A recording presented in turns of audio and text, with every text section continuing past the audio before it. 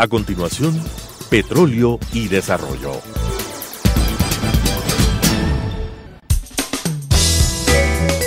Clasificación B, bajo supervisión de un adulto.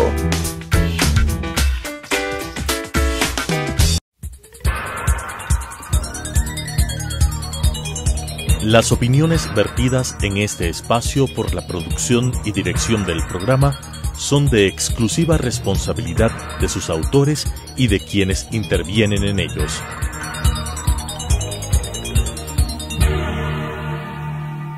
Telesucesos Canal 29 UHF presenta Petróleo y Desarrollo, conducido por Henry Llanes y Fernando Mosquera, especialistas en temas hidrocarburíferos y en los ámbitos de la política, la legislación, la contratación y la política económica. Petróleo y Desarrollo. Saludos cordiales, amigas y amigos. Estamos en un nuevo programa de Petróleo y Desarrollo y hemos invitado para este programa al economista Luis Luscando, una persona de amplia experiencia en el sector hidrocarburífero.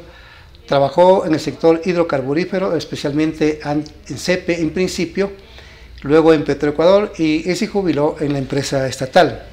Él es dirigente de los jubilados del sector petrolero estatal, en este caso de la empresa Petroecuador. Él es presidente de una organización que se creó a nivel de los jubilados, trabajadores del sector petrolero. Vienen ellos desarrollando una actividad sobre lo que tiene que ver con los fondos de jubilación patronal y también en lo que tiene que ver con los fondos complementarios, y él nos va a aclarar en su análisis, en la entrevista, esta diferenciación entre fondos especiales patronales y lo que son fondos complementarios. Estimado Luis, bienvenido, un gusto tenerte en este programa. Muchas gracias, Henry, muy amable. Antes de empezar a dialogar con Luis Luscando, con el ingeniero Luis Luscando, nos vamos a referir a tres aspectos que son muy importantes, ¿no? En primer lugar, yo le quiero informar a la audiencia, de que en el transcurso de esta semana hemos hablado en 2 o 3 ocasiones con el señor doctor Luis Macas, consejero del Consejo de Participación Ciudadana y Control Social de Transición. El día lunes de esta semana tuvimos una amplia reunión con el economista Pedro Páez, con el ingeniero Víctor Hugo Gijón, con el doctor PhD Carlos Larrea, profesor de la Universidad Andina, y hemos quedado con el consejero doctor Luis Macas Ambuludí presentar una propuesta al Consejo de Participación Ciudadana y Control Social sobre una veeduría en el sector petrolero. Estamos trabajando en esa propuesta, lo hemos de presentar entre mañana o el viernes, y la próxima semana ya le estaremos indicando la comunicación que hemos entregado al Consejo de Participación Ciudadana para que se constituya esta veeduría en el sector petrolero. El sector petrolero se lo ha venido manejando de manera muy mal. Es un sector que pierde miles de millones de dólares anuales, ¿no?, en perjuicio del Estado ecuatoriano, y alguien se beneficia de eso. Y entonces nosotros le estamos planteando seriamente que se haga una veeduría respecto a este caso. Y sucede que insistimos en eso porque nos preocupa que en tan poco tiempo ya hayan salido 2 gerentes de Petroecuador, de quien hemos tenido un concepto de respeto, ¿no?, y de confianza, anteriormente del ingeniero Byron Ojeda Oliva, y luego el último gerente que salió de allí, el ingeniero Carlos Tejada. Entonces, le estaremos informando la próxima semana sobre este particular. Un segundo caso que es importante. El día de ayer en la Asamblea Nacional, la asambleísta Cristina Reyes le planteó al Pleno de la Asamblea Nacional que se apruebe una resolución para que no se siga tomando el pelo a los jubilados de este país. Sucede que, amigas y amigos, el gobierno de Correa, dentro de su demagogia, dentro de su engaño, dentro de su mentira, impulsó a través del Consejo Directivo del IES, a través de su legado de este consejo, para que se les descuente mensualmente a los jubilados del Ecuador un porcentaje, ¿no? Para que se vaya acumulando esos porcentajes y cuando se trate de pagar el 13º sueldo, el 14º sueldo, de esos descuentos que se van acumulando mensualmente, se les entrega a ellos. Entonces era un engaño, porque sucede que los propios jubilados estaban pagando el 13º sueldo y el 14º sueldo, y eso no es así. Entonces, frente a esa tomadura de pelo, la asambleísta Cristina Reyes Hidalgo planteó el proyecto de resolución, y que yo lo voy a leer en la parte resolutiva. Dice: la Asamblea Nacional, en ejercicio de las facultades constitucionales y legales, resuelve, artículo 1, exhortar al Consejo Directivo del Instituto Ecuatoriano de Seguridad Social, IES, derogue de manera inmediata las resoluciones que contienen el descuento del 2.76% de las pensiones a los jubilados por ser inconstitucional, y que el funcionamiento para el 13º sueldo y 14º sueldo provengan de los réditos que generan las inversiones del Instituto Ecuatoriano de Seguridad Social. Este es el primer artículo de la resolución.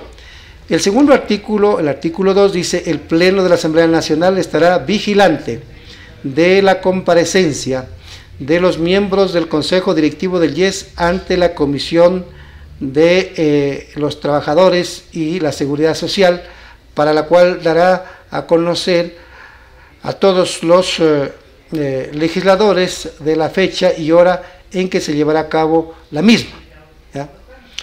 Dado y suscrito en la sede de la Asamblea Nacional, ubicada en el distrito metropolitano de Quito, provincia de Pichincha, a los 17 días del mes de julio del 2018, y firma la abogada Viviana Bonilla Salcedo, primera vicepresidenta en ejercicio de la presidencia, y la doctora María Belén Rocha Díaz, secretaria general de la Asamblea Nacional. Me parece muy importante esta resolución de exhorto para que no se descuente a los jubilados este porcentaje de los pagos mensuales o de las pensiones mensuales que ellos cobran, y que más bien el Consejo Directivo del IES, manejando de manera eficiente y transparente, eficaz, en función de proteger los intereses de los afiliados y jubilados, más bien de las inversiones que realice el IES, de esas inversiones pague lo que son los 13º sueldo y 14º sueldo. Yo alerto a la ciudadanía, y eso debe ser una de las preguntas que se le debe plantear al presidente del Consejo Directivo del IES, que cuando comparezca a la Asamblea Nacional, por ejemplo, sobre las inversiones hechas en este proyecto que todavía no se termina, de Toachi Pilatón, en la que los afiliados tienen invertido allí $250 millones, y en otros fideicomisos, ¿no? Entonces, la pregunta que hay que hacerles a ellos es: ¿cuál es el rendimiento financiero mensual y anual de esas inversiones hechas por el Consejo Directivo del IES en este tipo de proyectos, ¿no? Ese es el segundo aspecto que quería manifestarles. Y el tercero, para entrar al análisis de los temas con nuestro invitado, es de que el señor presidente vetó esta ley de activación productiva, ¿no?, de atracción de inversiones, generación de empleo y estabilidad y equilibrio fiscal. Nosotros hemos dicho que estamos de acuerdo con crear incentivos para que se dé la inversión extranjera directa, pero no estamos de acuerdo de que el Estado haga una ley a sí mismo para beneficiarse de, por ejemplo, de no pagar intereses, multas y recargos, porque el Estado es empleador y tiene deudas con el IES, está en mora patronal porque no paga cumplidamente sus obligaciones al IES. Me refiero a los medios incautados, y habría que investigar en qué otras entidades tienen. En Gama TV, por ejemplo, debe 2 años ya esos aportes, ¿no? Y no se han autoencarcelado los que no pagan esos aportes, ¿no? Y también de otros medios de comunicación incautados en la ciudad de Guayaquil. Si se hace una investigación, ya veremos en qué otras entidades del sector estatal el Estado o el Estado patronal o empleador no está al día en sus obligaciones con ellas. Con este punto cerramos estos tres aspectos que menciono al inicio de este programa. Entonces vamos entrando ya en la materia con nuestro invitado. Estimado Luis, para conocimiento de la Asamblea, para formación, para comprensión, para entendimiento de nuestros televidentes, quisiera que le expliques, ¿no? ¿Qué son los fondos especiales patronales, ¿no? ¿Con qué ley se crearon y cómo se financian? Y también, ¿qué son los fondos complementarios? ¿Con qué ley se crearon y cómo se financian? Y marcar sus diferencias, porque fondos especiales patronales no es lo mismo que fondos complementarios. Bienvenido, Luis. Gracias, Henry. Buenas noches. Por permitirme expresar un inconveniente, problemas que están generando contra los jubilados. Nuestro interés como jubilados siempre fue que la Constitución, como señala el artículo 36-37, somos unos ciudadanos un poco a los cuales se debe tratar de protegerles, como señala la Constitución. Bueno, en el caso de los jubilados, de manera especial, ¿no? De personas de la tercera edad. Claro, exacto. Yendo concretamente a tu pregunta, mira, los fondos de jubilación patronal son creados en razón del artículo 216 antes 219 del Código del Trabajo. Ya. ¿Qué es lo que señala este artículo? Pues señala de que el patrono tiene la obligación de crear un fondo que permita la jubilación patronal para todos los trabajadores que hayan laborado en forma interrumpida durante 25 años en la empresa. El fondo complementario se crean en función del artículo 220 de la Ley de Seguridad Social, que señala que los pensionistas del IES están en su derecho de crear un fondo, un ahorro, que pueda mejorar la cuantía de lo que reciben como pensión del IES, sea en el aspecto de lo que establece como beneficios el IES o aspectos de seguridad que no lo contempla.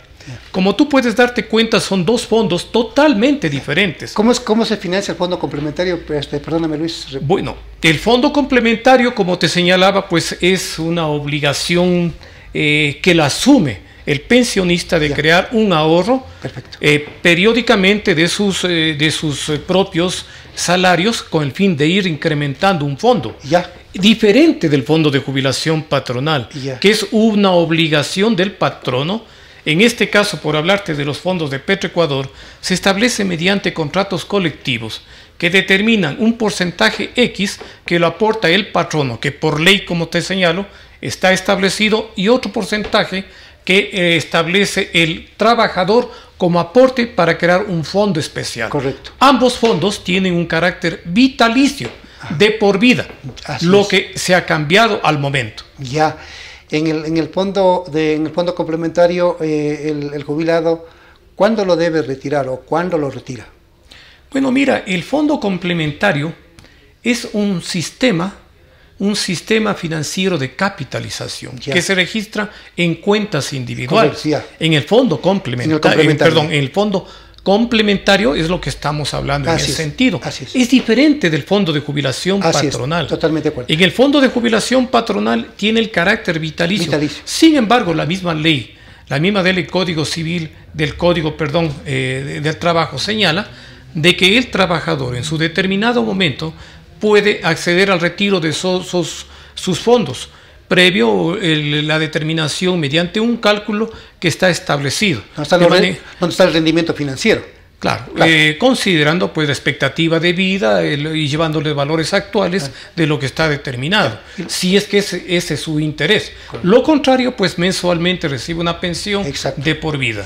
Y en el caso del complementario también puede hacer lo mismo, ¿no es cierto? Bueno, claro, naturalmente, bajo las condiciones que establezca la Ley de Seguridad Social. Estimado Luis, como nos están viendo los trabajadores, los jubilados del sector petrolero estatal, hay que recordar que en CEP, en Petroecuador, había un contrato colectivo, por eso es que se aplicaba para los trabajadores amparados en el Código del Trabajo y en el contrato colectivo, este beneficio del Fondo de Jubilación Especial Patronal, financiado tanto por el empleador como por el trabajador, con el objetivo de mejorar la pensión jubilar general del IES, que era hasta hace poco muy baja, ¿no? Entonces, como hay la expectativa de los jubilados, ¿no?, de los trabajadores, de los que tú representas, explícale a la opinión pública cuál es el problema que vienen ustedes enfrentando desde hace tiempo, desde qué fecha. Mira, en el 2008, mediante decreto 1406, al inicio del gobierno del presidente Rafael Correa, se estableció una disposición por la cual se suspendía todo ingreso del Estado para alimentar los fondos complementarios. ¿Lo hizo por ley? Eso lo hizo mediante decreto, el 1406. Con decreto. Sí. Obviamente tú recordarás que, o mejor dicho, en la jerarquización de la ley, tú no puedes emitir disposiciones de carácter, así sean leyes, porque está por encima, pero la Constitución está por encima de esta normativa. Eso te iba a decir, que el decreto no puede derogar lo que estaba en la ley. Y más aún, el decreto 1406 determinó una restricción de incrementar o de alimentar mediante el presupuesto del Estado a los fondos complementarios, no a los fondos de jubilación patronal, porque es otra normativa legal completamente diferente. ¿Por qué se metía Correa en plata de propia, privada de los jubilados? Ya, bueno, más adelante, en el 2008 y el 2009 se emitieron una serie de decretos. Llegamos al decreto 172 del 2008. En este decreto, lo que se estableció bajo una de las cláusulas señala de que los trabajadores del sector público o privado se les suspendía todo aporte del presupuesto general del Estado, a fin de que los señores no se les limite bajo una fórmula el monto que venían percibiendo como pensión de jubilación complementaria. ¿Sí? Y se estableció a partir de ahí la transferencia solidaria. Posteriormente, frente a esta serie de irregularidades, la Asamblea Nacional, tú recordarás, elaboró la ley reformatoria del IES. Sí. En esa ley reformatoria del IES... Son como 10 reformas, ¿no? Que implementó Correa, y esas están publicadas en este librito mío de mi autoría que se llama El IES al borde del abismo, ¿no? Sí. Esta ley reformatoria del IES trata de normar lo que constituyen los fondos complementarios. Frente a las arbitrariedades que se presentaron, los trabajadores y las organizaciones pues presentamos un reclamo a la Asamblea Nacional, concretamente pues a la Comisión del Trabajo. En ella pues hicimos notar las diferencias que estaban marcadas en cuanto se refiere a los fondos de jubilación patronal de los fondos complementarios. Acogieron nuestro reclamo. Y la disposición general primera de la ley reformatoria señala que el Ministerio del Trabajo, así como la Junta de Política y Regulación Monetaria y Financiera, dictarán las normas pertinentes que permitan garantizar el derecho adquirido de los pensionistas que venían percibiendo la pensión de jubilación patronal que estaban siendo otorgados por los fondos complementarios o aquellos fondos que eran jubilación patronal y que indebidamente la Superintendencia de Bancos los registró como fondos complementarios.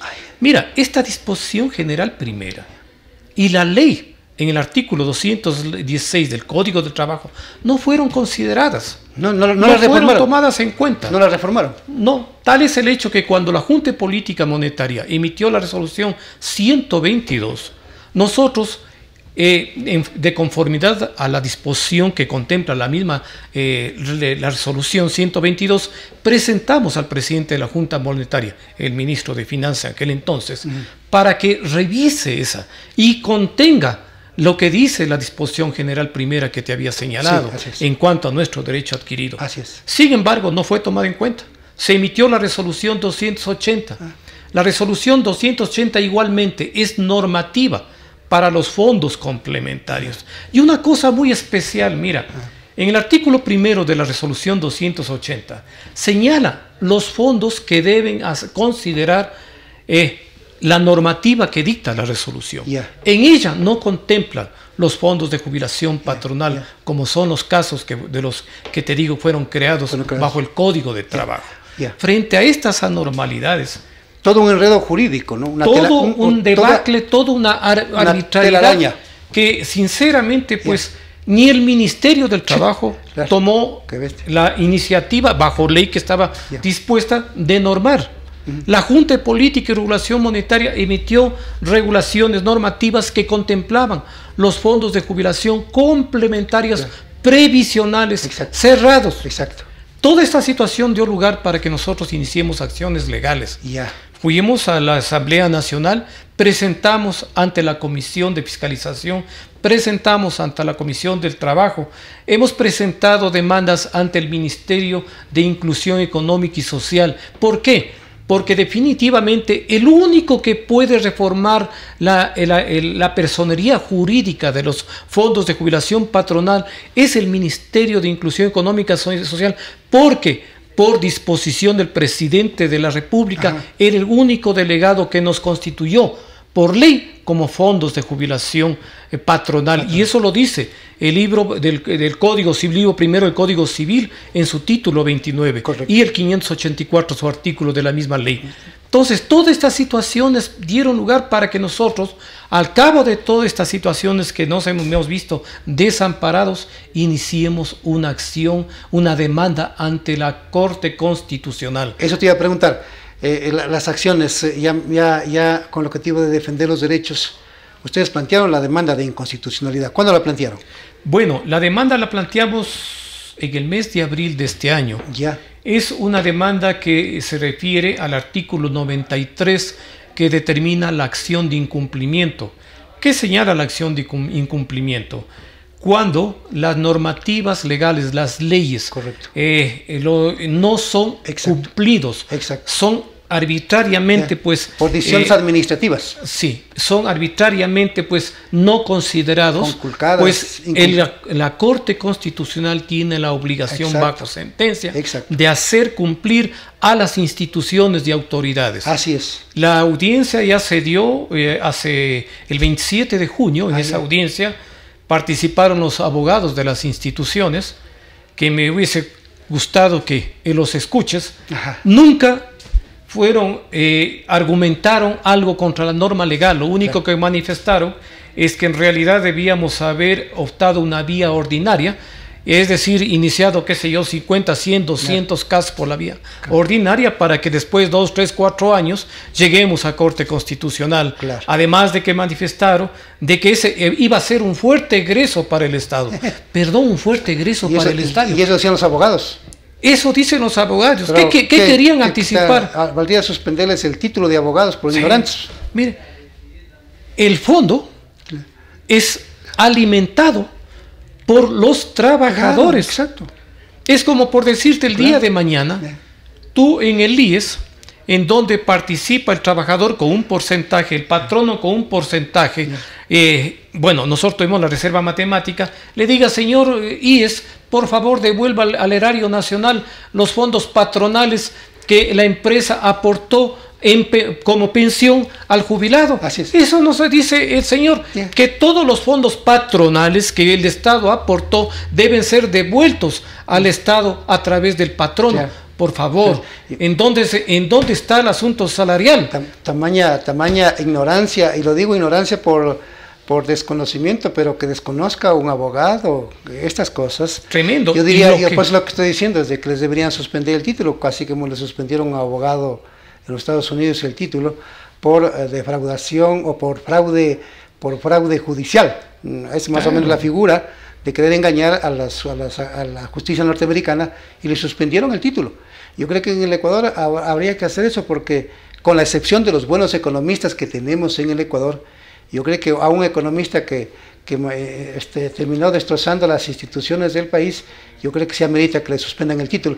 Tenemos un minuto, Lucho, y quisiera plantearte qué acciones así están formuladas a futuro, y podríamos continuar en el siguiente programa si tenemos todavía material en la agenda, para que quede claro la opinión tuya frente al país, frente a la audiencia de Telesucesos. Claro, Henry, y te agradezco bastante, nuevamente reitero. Mira, nosotros estamos todavía en la lucha, porque definitivamente de dónde que se crearon las arbitrariedades fue de la Superintendencia de Bancos. Sí, claro. Obviamente hemos hecho todas las gestiones, nos hemos presentado, hemos hecho presencia en los órganos de control, como es la mesa la Comisión de Fiscalización en la Asamblea. Es todo un peregrinaje, ¿no? Lo ha hecho por ustedes. Hemos ido a la Contraloría General del Estado, y también. hoy a las 3 de la tarde Sí. se decide en el Consejo de Participación Ciudadana y Control Social la permanencia del superintendente, del doctor Cristian Cruz, quien de forma arbitraria, ilegal y en forma prepotente ha interpretado la ley que no le compete a él. Estamos pendientes de que hoy en la tarde, pues obviamente el Consejo dé por terminado las funciones de este señor. Gracias, estimado Luis, y con toda razón, nosotros también hemos interpuesto una denuncia por incumplimiento de funciones en contra del superintendente de bancos ante el Consejo de Participación Ciudadana y Control Social de Transición, que lo preside el doctor Julio César Trujillo, y que ahí están todos sus miembros dentro de la misma causa, a la cual nosotros los reconocemos y felicitamos por la acción que vienen desarrollando todos ellos, ¿no? Como dice Luis, es un programa que nosotros lo transmitimos en la noche, pero lo grabamos también en el día, y por eso menciona Luis en el caso a las 3 de la tarde qué es lo que va a suceder, ¿no? Así que, amigas y amigos, nos estamos despidiendo, que tengan una bonita semana y nos veremos en el próximo programa con la temática de petróleo y desarrollo. Muchas gracias por la atención. Gracias, Luis. Muchas gracias, Henry, muy amable. Gracias, señor Teniente. Las opiniones vertidas en este espacio por la producción y dirección del programa son de exclusiva responsabilidad de sus autores y de quienes intervienen en ellos.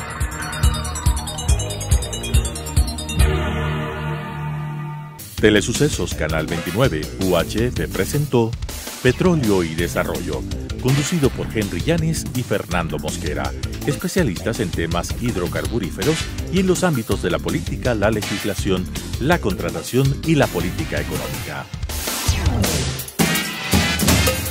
Petróleo y Desarrollo.